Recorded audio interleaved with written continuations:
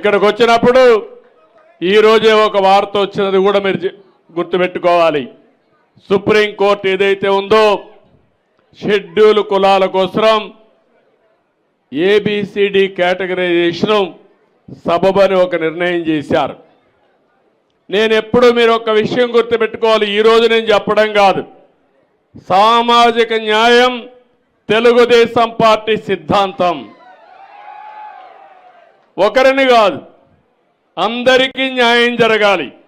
అందుకే 96-97లో రామచంద్రరావు కమిషన్ వేసి ఆర్థిక పరిస్థితులను అధ్యయనం చేసిన తర్వాత ఏబిసిడి కేటగరైజేషన్ నేనే తీసుకొచ్చా. తర్వాత అది డిఫరెంట్ కోర్ట్స్లో ఛాలెంజ్ అయ్యి ఇప్పటి వరకు అనేక విధాలుగా ముందుకు పోయి ఈరోజు దాన్ని 7 జడ్జెస్ బెంచి ధృవీకరించారు, దాన్ని కూడా ఆమోదించారు.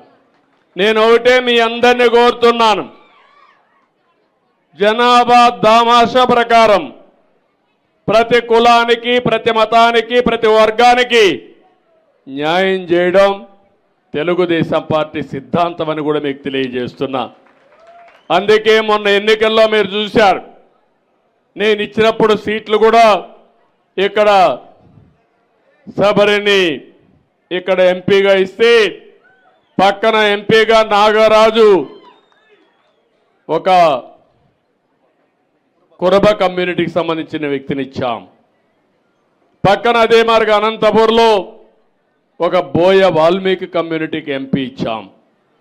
ఎక్కడికక్కడ అదే మారిగా నంద్యాల్లో ఫరూక్ గారికి ఆ రోజు ఎమ్మెల్యేగా ఇచ్చాం, ఇప్పుడు మంత్రిగా చేశాం. సామాజిక న్యాయం ఇంకో పక్క కర్నూలులోనే టీజీ భరత్ని ఒక వైశ్య కులాన్ని నుంచి ఎమ్మెల్యేకి ఇచ్చి ఇప్పుడు ఎంపీ మంత్రి చేశాం. సామాజిక న్యాయం జరగాలి, అన్ని వర్గాలకు న్యాయం జరగాలి.